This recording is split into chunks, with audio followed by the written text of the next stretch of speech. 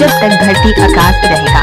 तब तक यूट्यूब पर उमेश भाई और डीजे मिक्सर सुरेश मरकाम का नाम चलता रहेगा।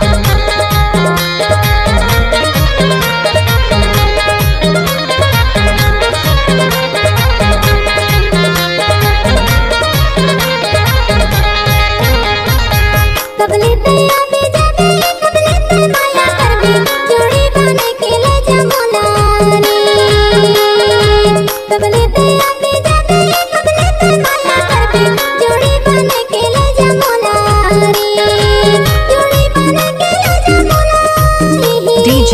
Name S Mako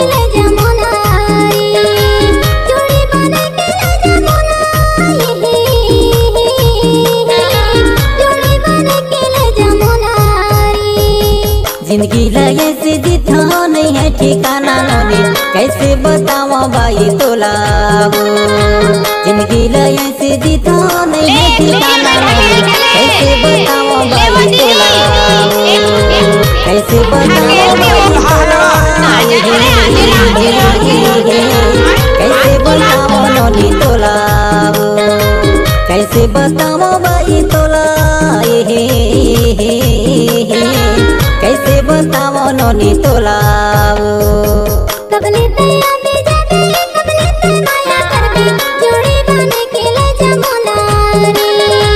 जिंदगी लगे से जितना नहीं है ठिकाना नोनी कैसे बताओ भाई तोला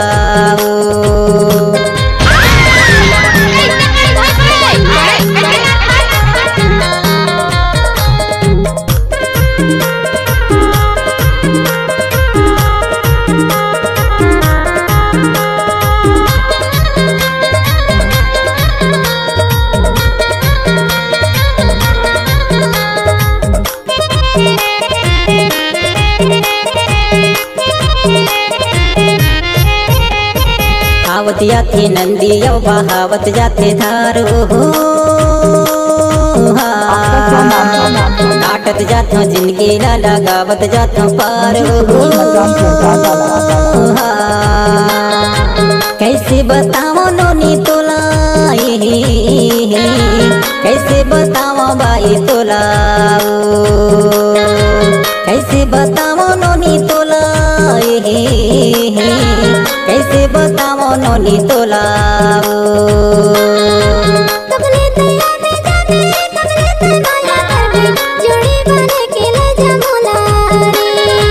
जिंदगी लगे से जितना नहीं है ठिकाना नोनी कैसे बताओ भाई तोला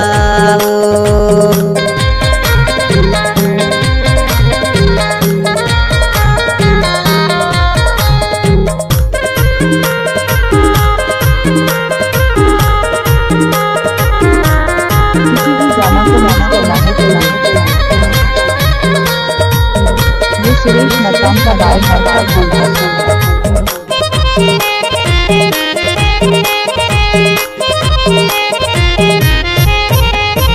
कागज पढ़ ले धोती पढ़ ले पढ़ ले किताबें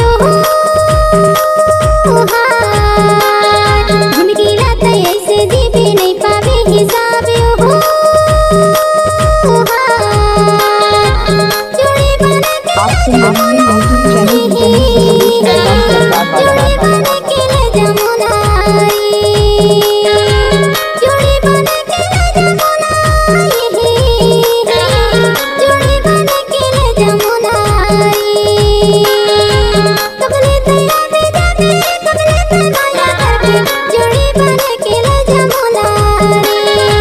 जिंदगी लगे से जितना नहीं है ठिकाना नोनी कैसे बताओ भाई तोला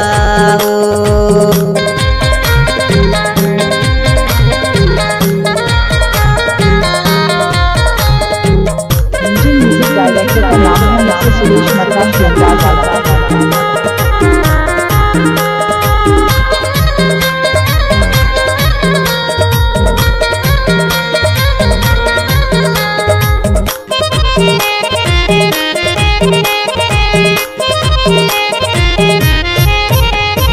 झनकर बेत सनसो बही झनकर बेफिकर हो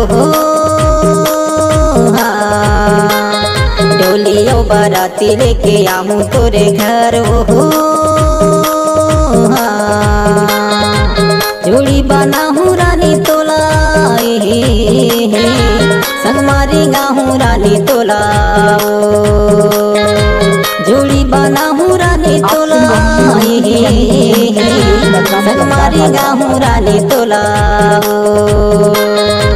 कबले तैयार में जाने कबले तैयार करबे जोड़ी बने के ले जमोला